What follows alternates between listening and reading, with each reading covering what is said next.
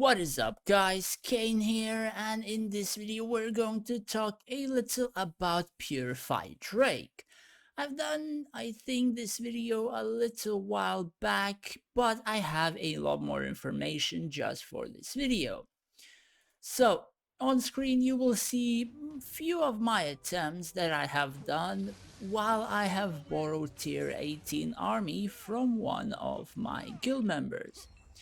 So it's not going to be how can I say, like, accurate for smaller players or stuff like that. However, it will still have good information that you as well can use. That being in terms of formations, in terms of what you can use, and as well some tips that you can be faster even than me. So first things first, as you can see, I am using a blue dragon. However, on my server, there is a guy who scored 8 seconds, as shown on the screen, and he is about almost 5 million core, which is lower than me. So he did borrow his army from the same person that I have borrowed as well.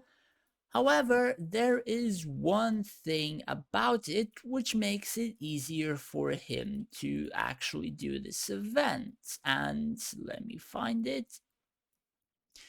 And it is a red dragon. And you more or less kind of require to have a red dragon if you are sort of a weaker player. And by weaker, I mean you don't have like insanely decked out the heroes, insane prisms and stuff like that, you know, draconic dragon talents.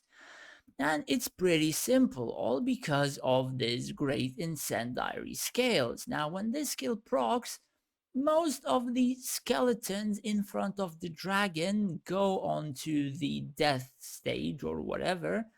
And whenever I was actually doing this event, for me personally, like, the most center squad was always full HP after like 5 or 6 or 7 seconds, and only then the archers start to focus that. And if I try to aim my archers to that direction, some other, let's say, skeleton undead squad will not be hit until later as well, and in a sense it always was 10 or 11 seconds for me.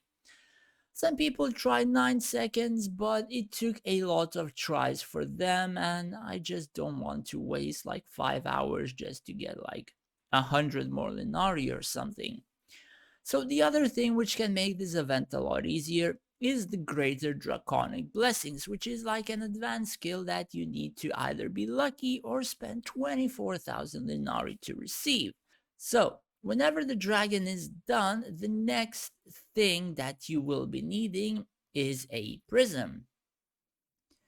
And let me just find it. Honestly, it took a very long time for me to find it, so I just found someone else who has used it and I'm showing it on screen. So, there is a 4 set with a fine emerald and some other prisms, which give you attack speed of all nearby non-dragon allies by 50% for 30 seconds. And then you have like a 2 small prism, one which gives 10% for 15 seconds. So that's a total of 60% attack speed, and you only need 8 seconds just to pass this event. So this is a very huge buff and almost a must-have for most players to get the time as fast as you can. So probably you won't be able to get 8 seconds without this unless you're insanely high core or the archers that you have or borrow are insanely, and I do mean insanely, decked out. Like even tier 18 with friggin' insane buffs of like a guy with over 10 million core power.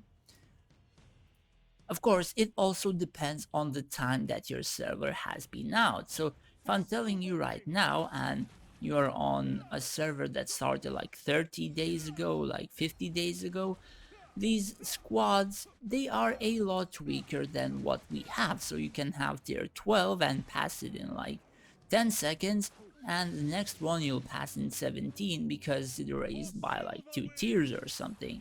So all in all, this event is basically depending on your army buffs, your archer's attack, having a turtle, which is not necessarily borrowed, but you must have a Zen turtle, which will activate both archers every time you click the ale, which is very important because 4 seconds into the match, both of your archers will start exploding everything on the screen, which again is a huge requirement.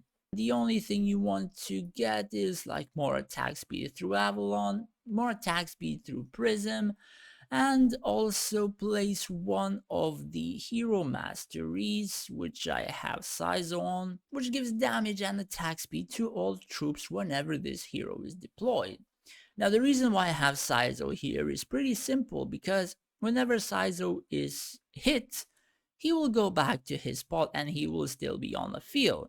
So most other heroes kind of die almost instantly, so having my hero sniped and dying and losing 20% attack and attack speed, personally, that would be pretty harsh on my field. So at the moment, I don't have anything else to put on Saizo, so he might as well protect this buff for me. But more or less, pretty much the entire event is explained how to do it properly, how to get proper buffs, which buffs, and what you require to do. Hopefully this will help you out both in the earlier servers and the newer ones. Keep in mind the formation can change, and you can change as well, and I am changing every time. Thanks for watching, guys, and stay safe out there.